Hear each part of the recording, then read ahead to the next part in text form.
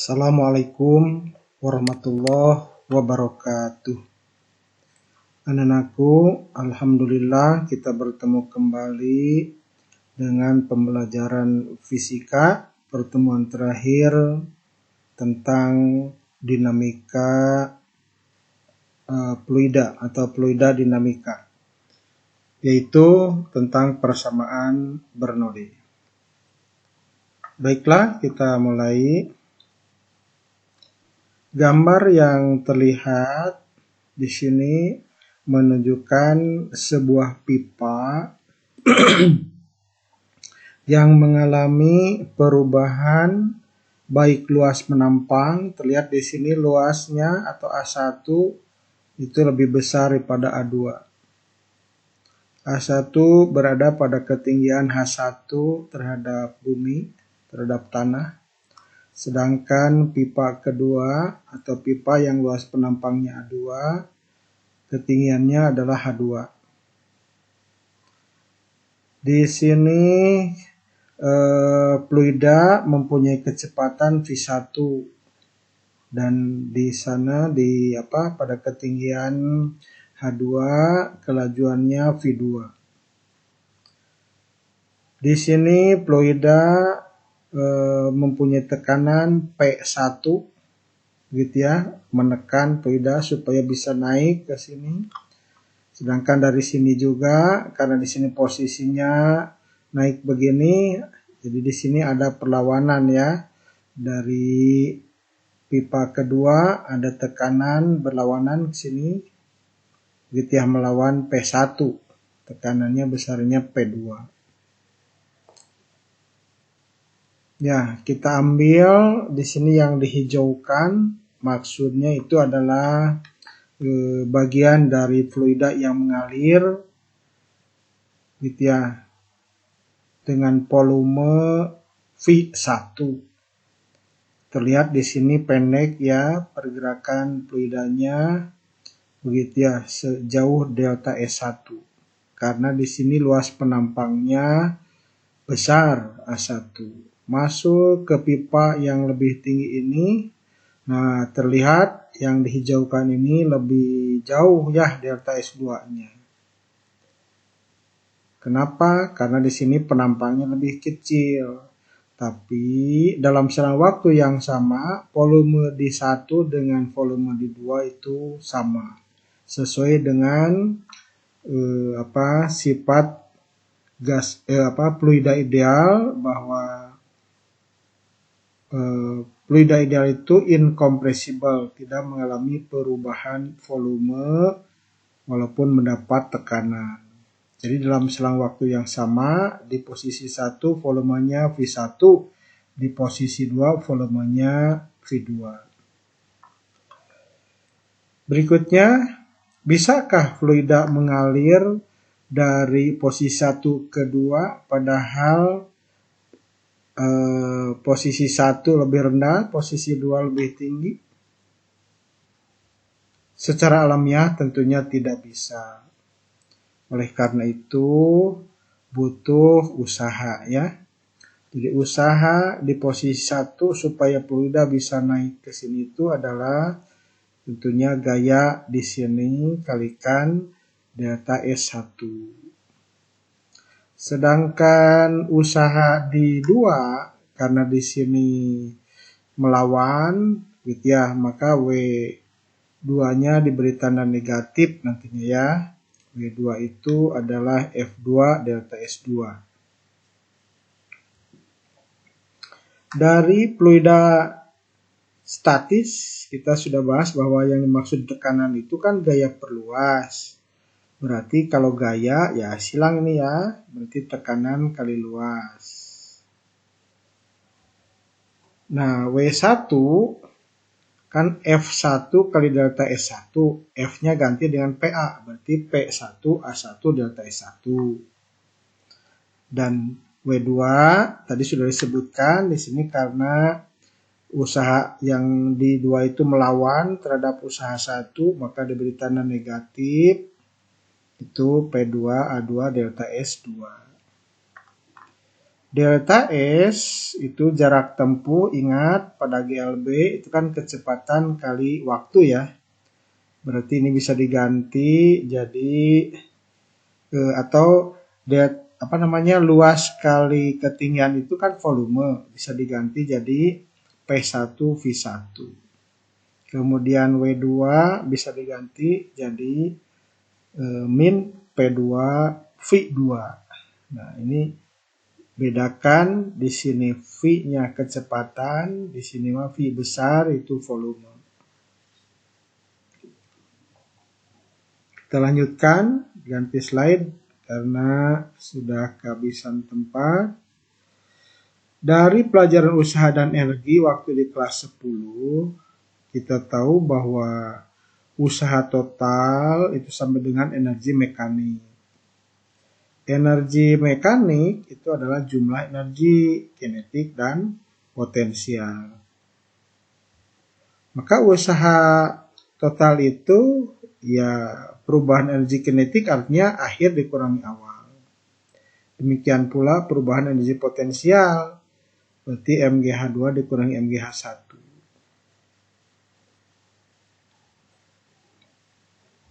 Nah, usaha yang di sini tekanan kali volume sesudah diselisihkan dengan tekanan kali volume di posisi 2 itu sama dengan usaha total perubahan energinya. Begitu, sehingga ini bisa gabung sini.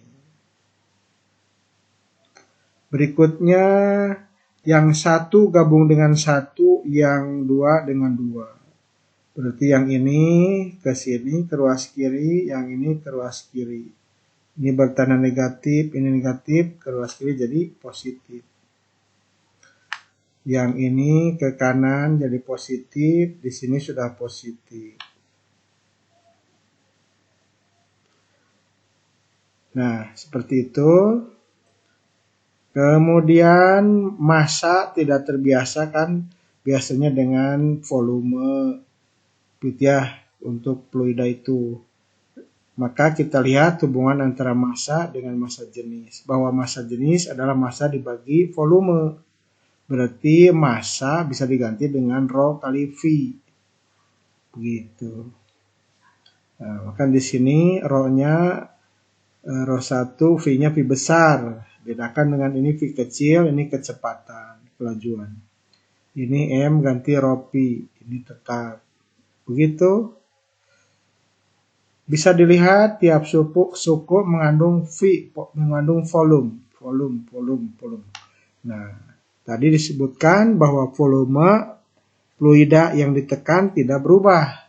Artinya di posisi 1 dengan posisi 2 sama. Berarti bisa kita bagi dengan volume sehingga tidak ada volumenya kan ya. Gitu. Ruas kiri, ruas kanan sama mengandung volume.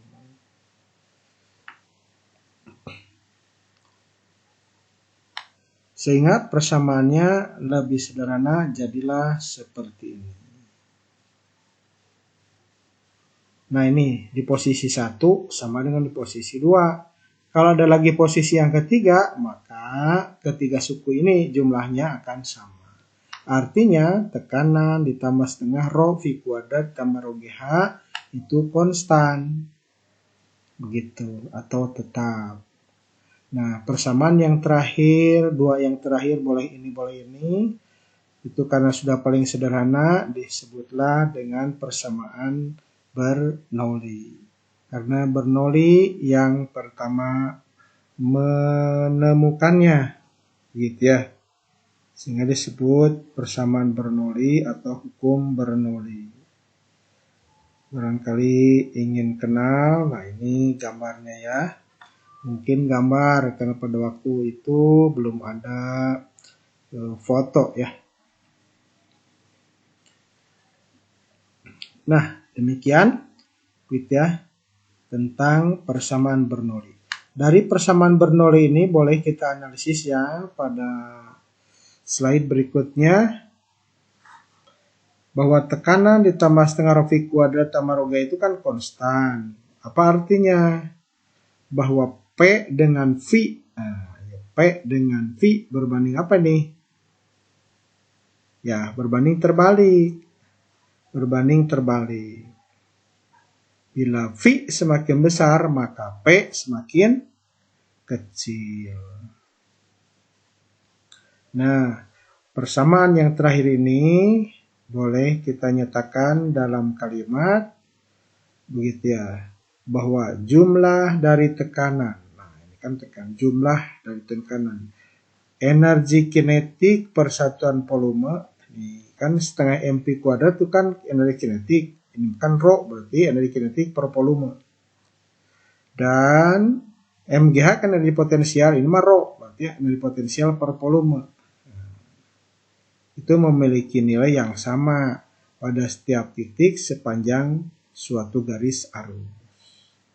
Jadi sekali lagi, persamaan Bernoulli menyatakan bahwa jumlah tekanan dengan energi kinetik persatuan volume dan energi potensial persatuan volume memiliki nilai yang sama. Ini konstan artinya memiliki nilai yang sama pada setiap titik sepanjang suatu garis arus.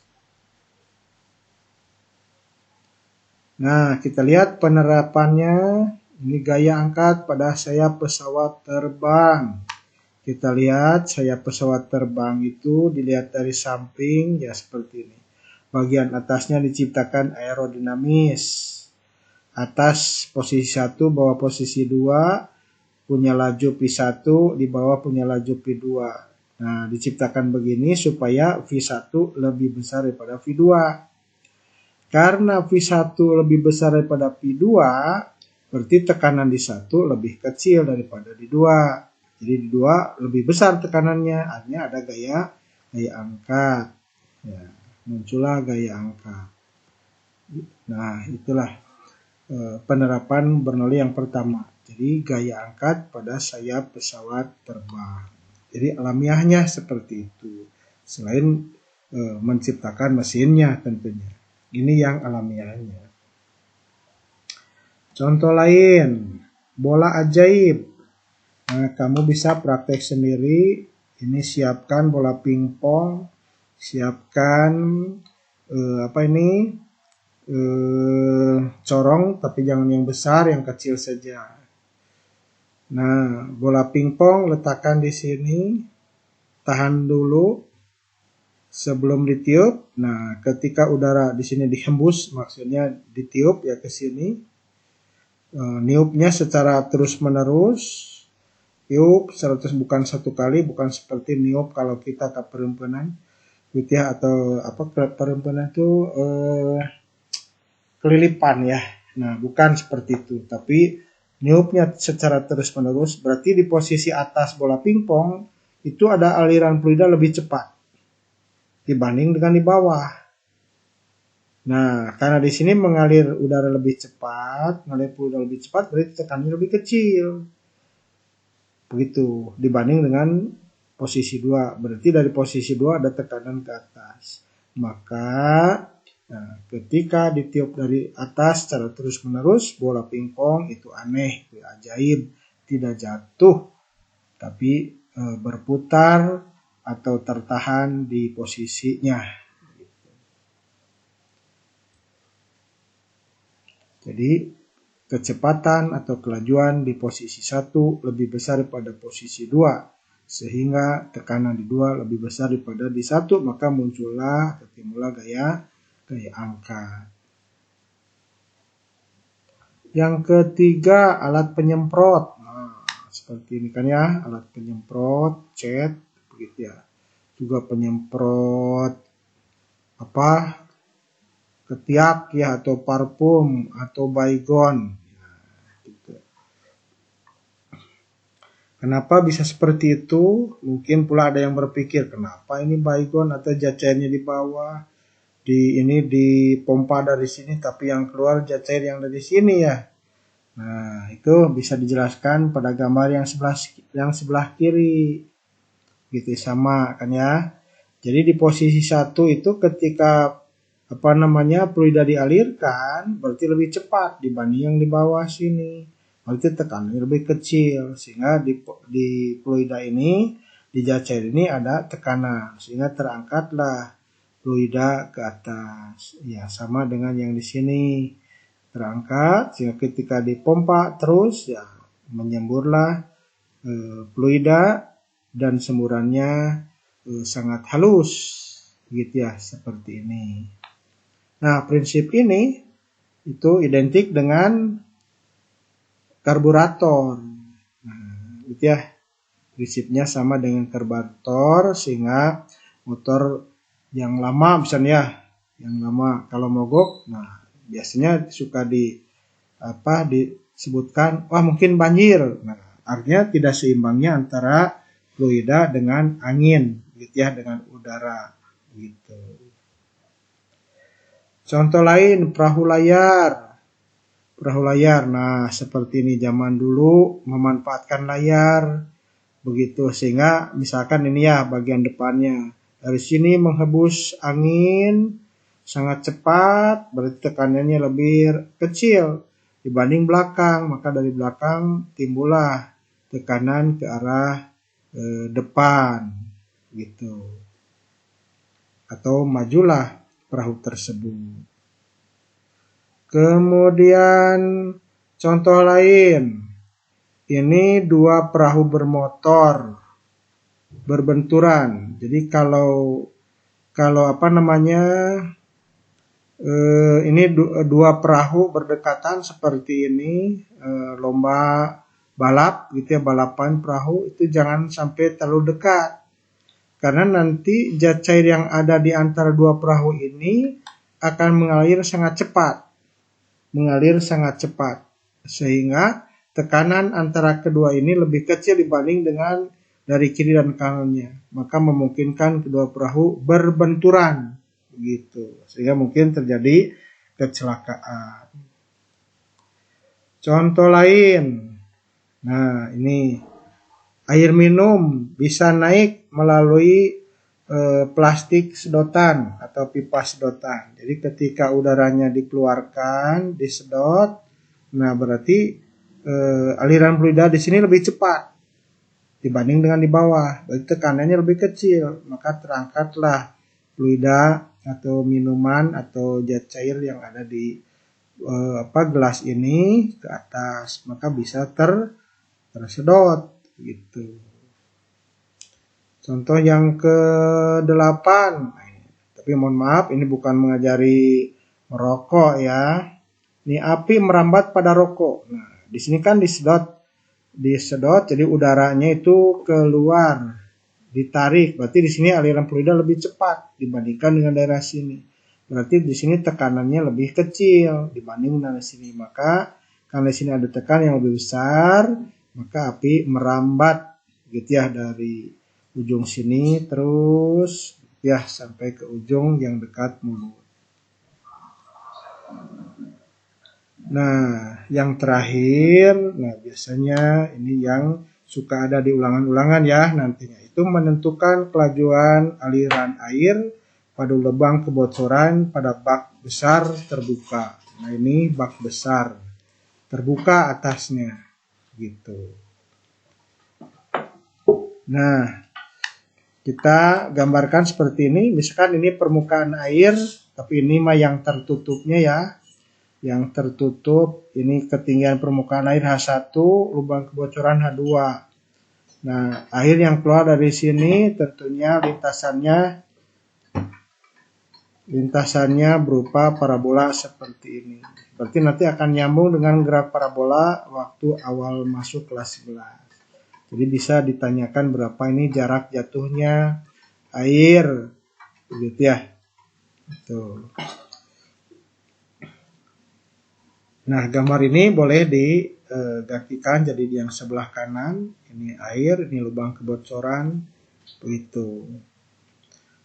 Karena mau menurunkan rumusnya, ya kita ganti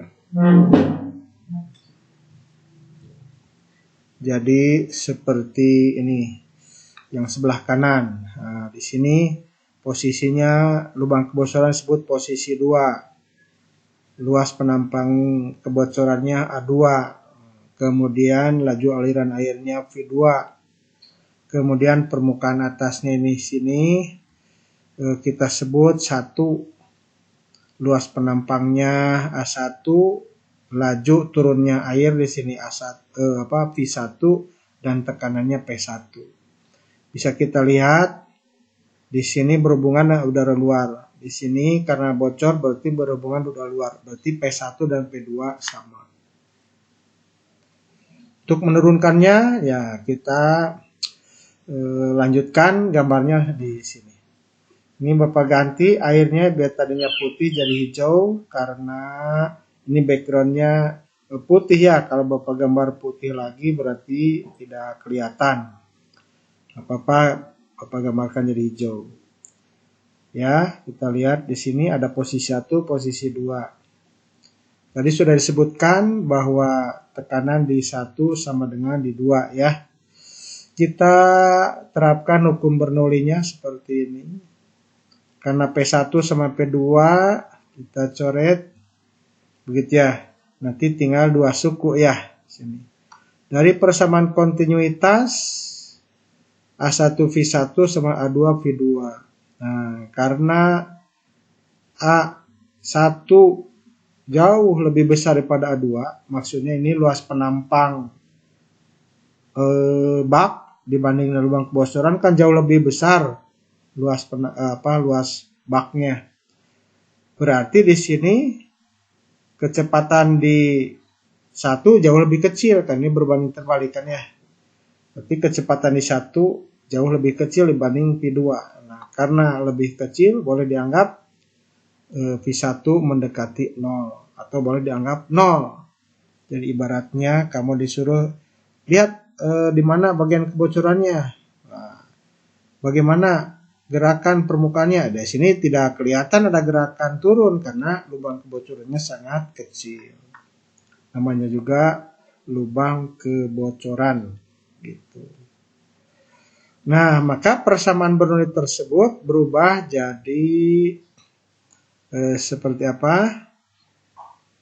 Nah, karena P1 sampai 2 ya karena tekanan dari luar berarti dicoret saja, tinggal ini dan ini.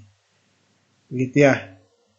Kemudian di sini P1-nya 0 berarti ini sudah tidak ada. Gitu. Rho-nya juga kita coret karena akan tidak mengalami perubahan massa jenis. Sehingga ruas kiri tinggal tinggal rho GH1, ruas kanan ini kan 0 ya tadi sudah tinggal GH1, ruas kanan ini. Gitu. Supaya tidak ada pecahan kali 2. Nah, ini 2GH, ini 2GH, gabungkan berarti nanti 2GH1 min 2GH2 atau 2G keluar H1 min H2. Maka V2 adalah diakarkan. Jadi seperti ini. Inilah rumus untuk menghitung kelajuan zat cair dari lubang kebocoran. Gitu. Ini mirip dengan gerak jatuh bebas ya, akar 2GH. Gitu. H-nya H1 ini tinggi permukaan air, H2 tinggi lubang kebocoran. Nah, begitu 9 penerapan hukum Bernoulli yang dapat dijelaskan. Selanjutnya kita tinggal latihan soal ya. Ini contoh dulu. Ini bak besar terbukanya. Kalau kita buat transparan terlihat dari samping kira-kira seperti ini. Ini posisi 1, di sini ada pipa kecil, posisi 2, posisi 3, ketinggian 2 meter, sedangkan permukaan ini tingginya 10 meter. Ya, coba berapa 1? Nah, tentunya yang mana? Yang ini kan, 10 meter. Berapa 2? Tentunya yang ini. Hitung berapa V3? Berarti V3 bisa dihitung dengan rumus yang barusan. Akar 2 GH1 min H2. H1-nya 10, H2-nya 2. Ya, 8. Ini 8 kali 2 16 kali 10 160. Akar 160. Nah, kita sederhanakan, 16 kan bisa diakarkan jadi 4. Ya, di dalamnya tetap akar 10. Sehingga yang paling sederhananya adalah 4 akar 10. Nah, itulah satu contoh soal tentang penerapan hukum Bernoulli, menghitung besarnya kecepatan aliran air dari bak besar terbuka yang mengalami kebocoran. Contoh yang kedua, nah ini hanya diganti ketinggian saja. Pertanyaan A kan ini berapa kecepatan, berarti barusan sudah bisa. Tapi sini ada pertanyaan yang berkaitan dengan bab 1 semester 1. Berapa jarak pancaran pertama kali jatuhnya di permukaan lantai diukur dari dinding silinder secara mendatar. Nah, ini X kan ya. Gitu. Ya, boleh kita hitung dulu. Ini mah gampang yang tadi. Gitu. Iya. Jadi 0,2 kali 10 jadi 2. Akar 2 kali 2 ya 2. Begitu ya. Meter per sekon. Itu kecepatannya. Sekarang menghitung ketinggiannya.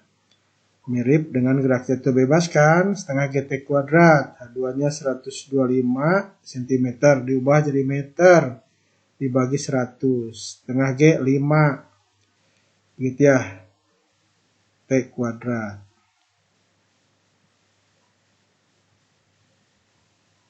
Nah, gitu, ini kan 10 bagi 25, berarti 1,25 dibagi 5, 0,25. Ya, berarti T diakarkan, jadi 0,5 sekon. Berapa X? Nah, gunakan karena X itu kan GLB, dianggap GLB. Jadi, kecepatan kali waktu. Nah, P0-nya itu sama dengan V2 ya, 2. Cos alpha, alpanya 0 karena kan datar. Jadi P2 cos alpha kali T. P2-nya yang tadi dihitung 2, cos 0, 1, T-nya 0,5. Ya, 2 kali 1, 2 kali setengah ya 1. Nah, maka X-nya adalah 1 meter.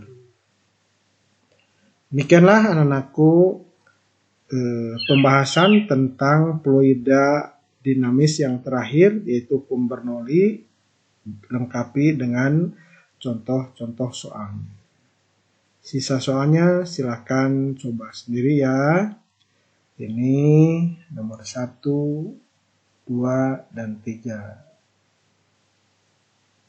Dilanjutkan nomor 4 dan 5. Selesai, jangan lupa besok kita ulangan fluida statis dan dinamis tentunya dari awal sampai sini. Gitu.